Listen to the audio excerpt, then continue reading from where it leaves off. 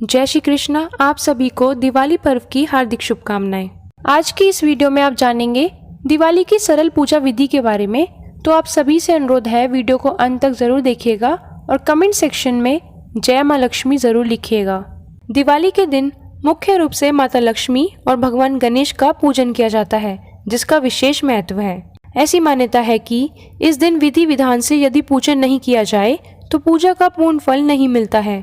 दरअसल इसके पीछे की मान्यता है कि माँ लक्ष्मी धन की देवी है और उनकी पूजा से धन तथा ऐश्वर्य प्राप्त होता है। दिवाली का ये पर्व कार्तिक अमावस्या के दिन आता है और इस दिन धन की देवी को प्रसन्न करने से समृद्धि का आशीर्वाद मिलता है। जो लोग माता लक्ष्मी की इस दिन पूजा करते हैं उनकी सभी मनोकामनाएं पूरी होती है और उनके जीवन से कभी भी धन और ऐश्वर्य की कमी नहीं होती है।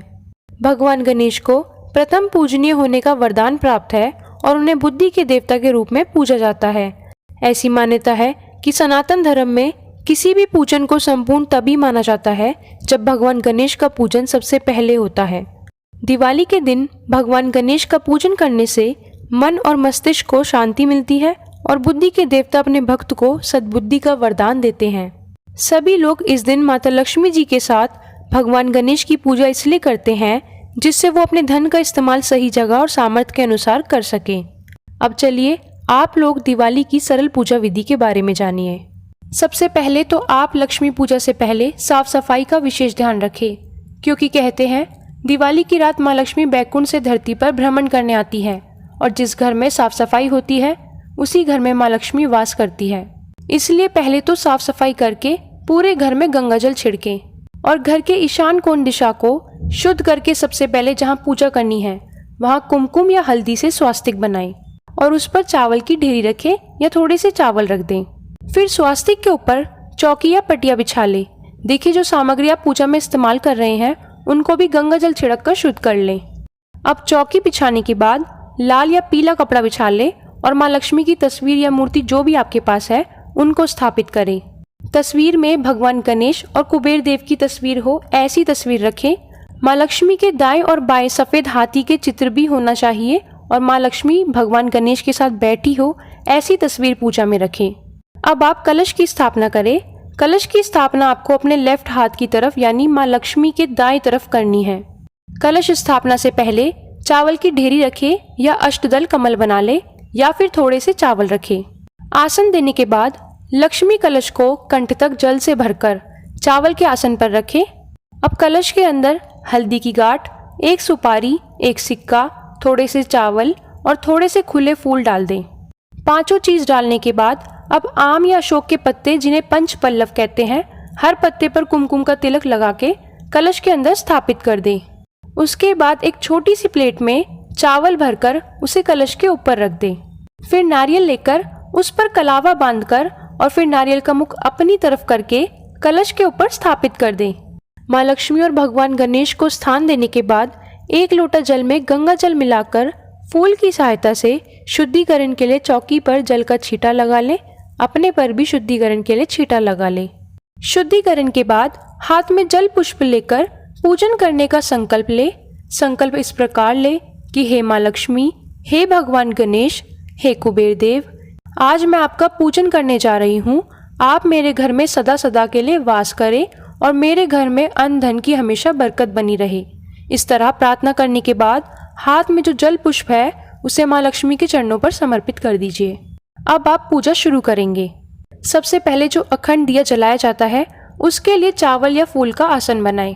अब एक बड़ा अखंड दिया ले, उसमें एक लंबी रुई की बाती और सरसों का तेल भरकर जो चावल का आपने स्वास्तिक बनाया है या थोड़े से चावल रखकर आपने आसन बनाया है उस पर अखंड दिया को स्थापित कर दें।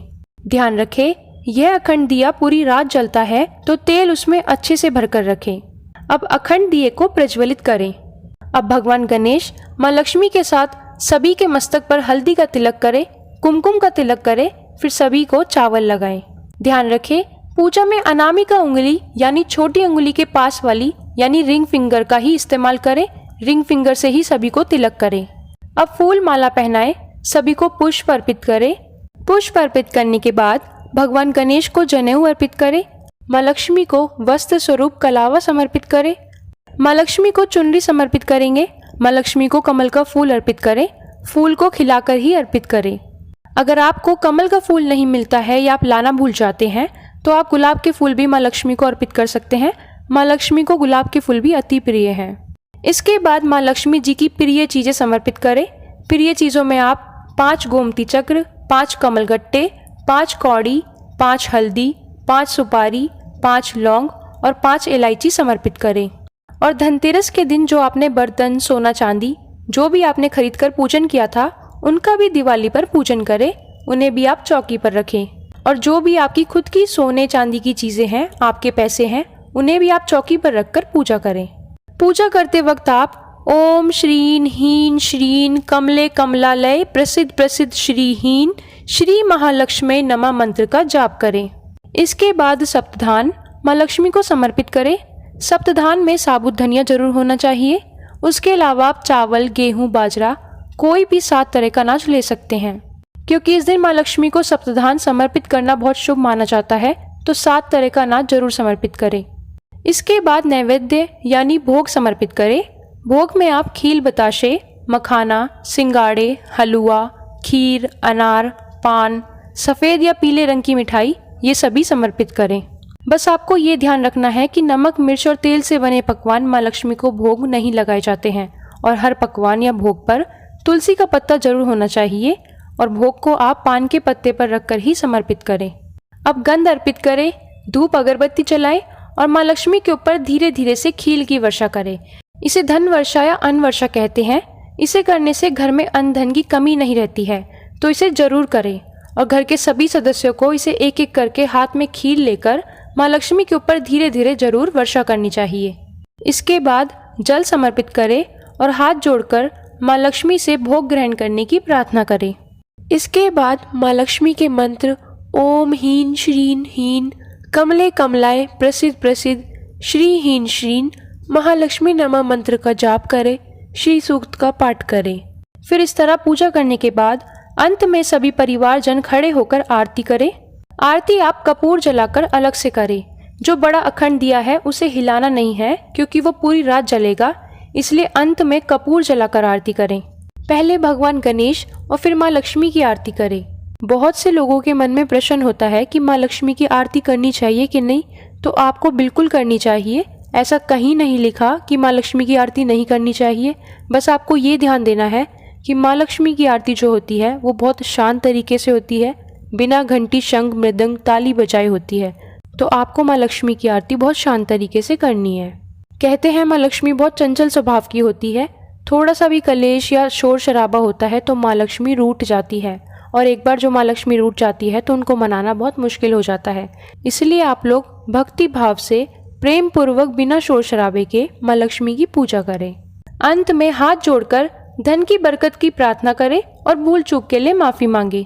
पूजा समाप्त होने के बाद सभी परिवारजनों को आरती दे, प्रसाद बांटे, घर में दिए जलाए और पूजा से पहले माँ लक्ष्मी के स्वागत के लिए मुख्य द्वार या आंगन पर रंगोली बनाएं। और अगर आप रंगोली नहीं बना सकते हैं तो थोड़े से चावल मुख्य द्वार पर, दहलीज पर ज़रूर रखें। तो ये थी दिवाली की सरल पूजा विधि। जानकारी अगर आपको अच्छी लगी है तो प्लीज़ चैनल को सब्सक्राइब करके बेल आइकन प्रेस करना ना भूलिएगा। और कमेंट सेक्शन में धन की बरकत के लिए जय माँ लक्ष्मी ज़रूर लिखिएगा।